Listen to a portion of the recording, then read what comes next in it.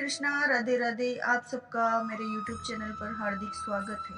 आज मैं आपके लिए लेकर आई हूँ माघ मास महात्म्य का 16वां अध्याय, जिससे सुनने मात्र से भगवान श्री हरि की कृपा आप पर विशेष बनी रहेगी। आप भगवान श्री हरि के विशेष बन जाएंगे और श्री हरि आपकी हर मनोकामना पूरी करेंगे।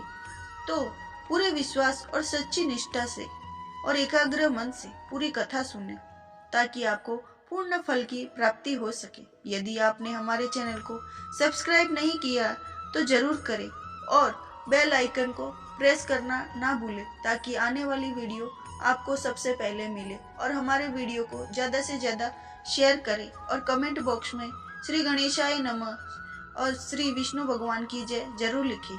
श्री वशिष्ठ ऋषि कहने लगे, हे राजन, मैंने दत्तात्रेय जी द्वारा कहा माघ मास महत्तम कहा, अब माघ मास के स्नान का फल सुनो।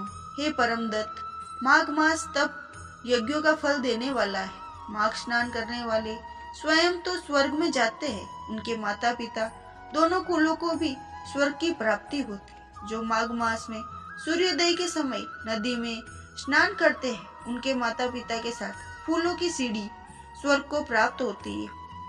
माघ मास में स्नान करने वाले दुराचारी और कुकर्मी मनुष्य भी पापों से मुक्त हो जाते हैं। इस मास में हरि का पूजन करने वाले पाप समुदाय से छूटकर भगवान के संदेश शरीर वाले हो जाते हैं। यदि कोई आलस से भी माघ स्नान करता है, उसके सब पाप नष्ट हो जाते हैं। अब आपको 16वें अध्याय की कथा सुनाती हूँ। कार्तिवीर्य कहने लगा, हे भगवान, वह राक्षस कौन था और कांचन मालिनी कौन थी?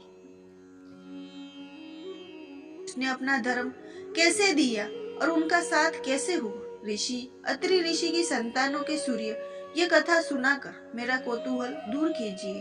तब दत्तात्रेय जी कहने लगे, हे राजन, इस पुरातन विचित्र इतिहास को सुनो। कांचन मालिनी नाम की एक सुंदर अप्सरा थी, जो माघ मास में प्रयाग में स्नान करके कैलाश पर जा रही थी। तब उसको मार्ग में जाते हुए हिमालय कुंज से एक धीर राक्षस ने देखा।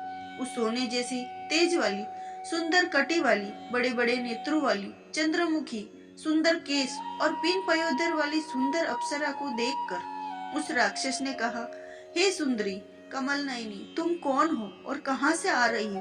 तुम्हारे वस्त्र और वेणी भीगे क्यों हैं? तुम आकाश मार्ग से कहां जाती हो और किस पुण्य के प्रताप से तुम्हारा शरीर ऐसा तेजस्वी और रूप मनोहर है? तुम्हारे गीले वस्त्र से मेरे मस्तक पर गिरे हुए एक बूंद जल से मेरे क्रूर मन को एकदम शांति प्राप्त हो गई। इसका क्या कारण है? तुम बड़ी शीलवती प्रतीत होती हो, इसका कारण मुझे कहो। अप्सरा ने कहा, हे राक्षस, सुनो, मैं काम रूपिणी अप्सरा हूँ। मैं प्रयाग में संगम में स्नान करके आ रही हूँ। इसी से मेरे वस्त्र भीगे हैं। अब कैलाश पर जा रही हूँ, जहाँ शिव निवास करते हैं। त्रिवेणी के जल से मेरी सब क्रूरता दूर हो गई, जिसके पुण्य के प्रभाव से मैं इतनी सुंदर और पार्वती जी की प्रिय सखी हुई। जो आश्चर्य देने वाला उदाहरण मुझसे ब्रह्मा जी ने कहा, सो सुनो। मैं कलिंग देश के राजा की वेश्या थी। रूप, लावण्य और सुंदरता में अपूर्व थी। मेरी सुंदरता पर सारा नगर मोहित था और मैंने अनेकों प्रकार के भोग भोगे। अनेक प्रकार के वस्त्र, आभूषण की घर में कोई कमी नहीं थी। कई कामी पुरुष आपस में स्पर्धा से ही मृत्यु को प्राप्त हो गए। इस तरह उस नगर में बड़ी सुंदरता से यौवन व्यतीत हुआ और मैं वृद्धावस्था को प्राप्त हो गई। तब मेरे मन में विचार उत्पन्न हुआ, मैंने अपनी सारी आयु पापों में ही व्यतीत कर दी। धर्म का कोई कार्य नहीं किया, दान, तप, यज्ञ आदि नहीं किया, शिव या दुर्गा जी की आराधना भी नहीं की, कभी भगवान विष्णु का पूजन नहीं किया। इस प्रकार अशांत चित्त से मैंने एक ब्राह्मण की शरण ली, जो वेदों का ज्ञाता और ब्रह्मनिष्ठ था। मैंने उनसे पूछा कि मेरा उद्धार किस प्रकार हो सकता है। महाराज, साधु सज्जन अच्छे और बुरे सभी पर दया करते हैं, इसलिए मुझ दिन पर भी कृपा करके मुझ कीचड़ में डूबी हुई को पकड़कर उबारिए। क्षीर सागर क्या हंस को ही दूध देता है, बतख को नहीं देता?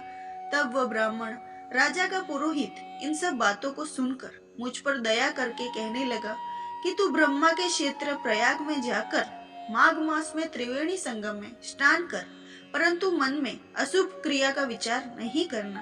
पापों के नाश के लिए महर्षियों ने तीर्थ स्थान से अधिक कोई प्रायश्चित नहीं बतलाया।